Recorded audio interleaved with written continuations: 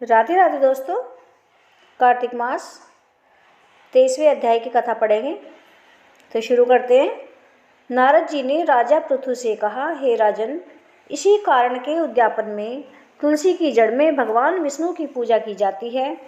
तुलसी का मूल प्रदेश विष्णु को प्रसन्न करने वाला है। हे राजन, तुलसी का पौधा जिस घर में वर्तमान में है वह घर तीर्थ स्वरूप है और उस घर में यम के दूत कभी नहीं आते। सब पापों का नाश करने वाला, अभिष्ट फल को देने वाला है। जो मनुष्य तुलसी का पौधा लगाता है वह यमराज को नहीं देखता। भगवती नर्मदा का दर्शन, गंगा स्नान व तुलसी के पौधे का संसर्ग, यह तीनों पुण्यप्रद हैं। तुलसी का पौधा लगाने से, सींचने से, दर्शन से और तुलसी को छूने से कामिक, वाचिक, मानसिक आदि संपूर्ण पाप नष्ट हो जाते हैं। जो प्राणी तुलसी के दल से भगवान शंकर का पूजन करते हैं वह पुनः गर्भ में नहीं जाते। निसंदेह वे जीवन मुक्त हो जाते हैं। तुलसी के दल में पुष्कर आदि समस्त तीर्थ, गंगा आदि समस्त नदियाँ और विष्णु प्रभृति सब देवता निवास करते हैं।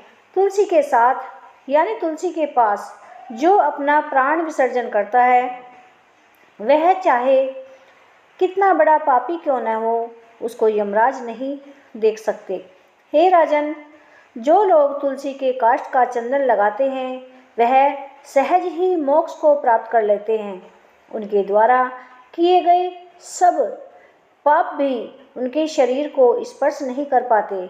हे राजन, जहाँ तुलसी के वन की छाया हो वहाँ पर पितरों के निमित्त दिया हुआ दान सर्वदा के लिए अक्षय होता है।